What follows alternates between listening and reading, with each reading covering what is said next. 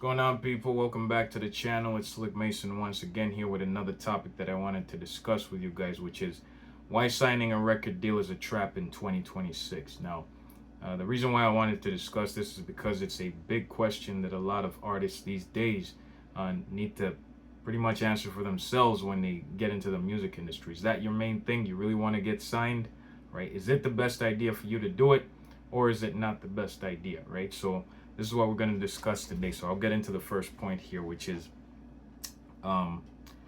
signing with a label often means trading away the master rights to your music, right? So a lot of artists nowadays, even the most popular ones, have been fighting to get their masters back from the labels that they signed with years ago, right? So do you want to be one of those artists that's fighting for the rights of your music even after you leave a label and you're not earning 100% of what you created? Right? So I'd rather not take that risk at all.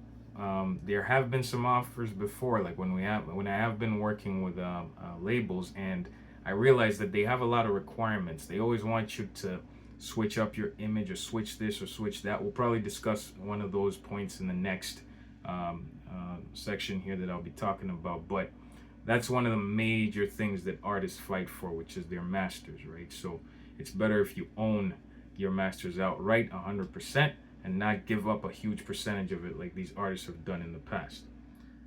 So moving on to the next point here, which is most artists don't realize that the advance they receive is actually a high interest loan that they have to pay back before they see a single cent of royalties. So think about it. You sign with a label for $50,000, right? Or they give you your advance, just $50,000. Most of these rappers will actually just blow that on a bunch of rentals and stuff to do with videos, and then the label pays for the distribution and all that, and they handle the stuff with the promotion and booking shows and all that. But at the end of the day, you still owe $50,000. You're still in the hole.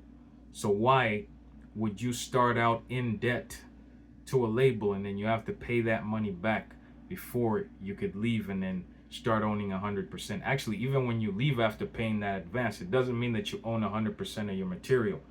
That label still owns a huge percentage of what you created in the beginning when you were popping off. So why would you sign your rights away? It doesn't make any sense to me. So that's the second point. Another thing is that in 2026, you can record a professional grade track from your home studio for a fraction of what it cost 10 years ago. There are so many tools right now, AI tools you could use to make videos, lyric videos, whatever it is, right? A lot of people used to have to spend money or pay somebody in order to create those types of assets for them in order to promote their music. So now that AI has come in, you just pay for a subscription now, and then you could create your own videos. You could create lyric videos. You can have it actually help you write lyrics where the lyrics will hit, right? And pretty much use your discretion as to what will hit or not, right? So there's different ways you could use AI now. I am not a fan of just creating music that's completely AI, because at the end of the day, people can hear how fake it is, and then how you're gonna perform that stuff live, and then collect merch and all that, and try to make a business out of it or around it that makes sense, right? So I try to keep things as organic as I can, but use AI to enhance what I already have as an artist, right? So the DIY component of it, and the fact that you don't need to spend that much money anymore to get all these things done, is a blessing in disguise, in my opinion. Now, AI has hurt the music industry, but I think it's also a blessing in that it has leveled the playing field. Now labels don't have as much power as they used to have, right? So you have the power to actually make things happen for yourself, right? You can learn some AI and see how it can help you to speed up the process of putting out music and make sure that you're able to perform it to the best of your ability, because I think live performance is something that a lot of artists are going to have to do nowadays in order for their audience to connect with them. And obviously things like this where you have to create content. I'm sure you've seen artists going around on podcasts and streaming with streamers and YouTubers, and they're trying to run around with them just to make sure they gain eyeballs and then plug their album real quick, right? So that's something that's becoming a part of our ecosystem here in the music industry, and I think it's a smart idea to try to use the tools that are at your disposal to get eyeballs and ears, right, towards your music. So another thing is that labels used to be the only way to get discovery, radio/press. Now the algorithm is the gatekeeper, and the algorithm doesn't care if you're signed. Right? That's a powerful thing. I'll repeat that one again. The algorithm doesn't care if you're signed. That's a huge thing. You had to do payola and all this stuff back in the day, right? So nowadays, you can just understand how the algorithm works, reach your people, right? Because you don't need all 7 billion or 8 billion people on the planet to listen to your music. No, you just need to find your people, and those people will spread the word about you to other people, right? Now that's a topic for another video that I'll talk about in the future, but that's a pretty it's a good thing now because the field has been leveled, right? We have more power now. Another thing is that labels often want to package you into a specific image or sound that might be outdated by the time they release it. This has happened to a lot of artists actually, where they wanted you to copy whatever was popular at the time, right? Which is what they told me and a bunch of my homies when we went to record at a label, right?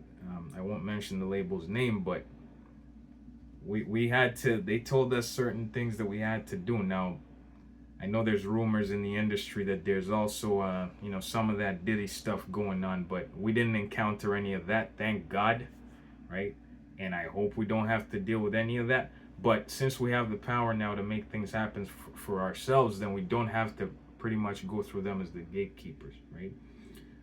We just have to craft our sound and craft it for pretty much ourselves, but also when we share it, we have to listen to the fans and see what it is that they're responding to, and then try to make more of that, right? Because at the end of the day, it's a business, right? And you have to build a brand around it. So actually, that's the reason why I'm doing a lot of this type of content now, is so I can offer my expertise or experience on certain things to help people out there if they're encountering any issues, be it artists, be it people just going through relationships. And I've had a situation that I went through that I was able to pull through, and I show people what my life is like, right? I don't think it makes sense for artists to hide behind a certain facade that they've painted because of an image that they've created because the label told them to do that, right?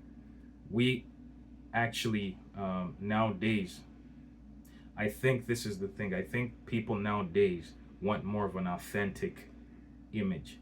They want people who are real. They want to see real people, because of all this AI that has come into the world, it's made people just not even want the fake at all. If you're a liar, they hate that, right? So even in the past they used to hate that, but now even more so, right? You just have to be real with people. Be yourself. Go out there and keep pushing. And that's what I'm doing. That's why I'm building this channel, because I want to be living proof that if you put in 110% of your energy into this, and you focus on it, right, and you build an audience around it, eventually your people will come and they'll support you no matter what. Now, just to cap this video off, since that was the last point, I just wanted to mention that I am working on doing a fundraiser soon. It will be a GoFundMe to actually raise some funds so we can do some shows in certain locations where most of my listeners are. And what we'll be doing, as well as an idea I had, was getting some merch, some custom merch made for the first 50 people that buy tickets to my show when I go to a certain town. Another thing I will be doing is documenting how the scene in that town is, right? So I'll look for underground artists that haven't popped off yet, that are really good, and they need some kind of recognition. So the bigger the following I build, the more I'll be able to bring those artists to my audience, right? So they could get some market, and then showcase how the people receive them in their city, and then that artist can actually come and tour in my city, or they can go and tour in other cities that I've been to, because people who are there have seen them connect with me, right? So that's the kind of community I'm trying to build here on YouTube. And if you want to be a part of that and you want to contribute to it, go ahead and subscribe to the channel. I will be announcing the details of the fundraiser as well.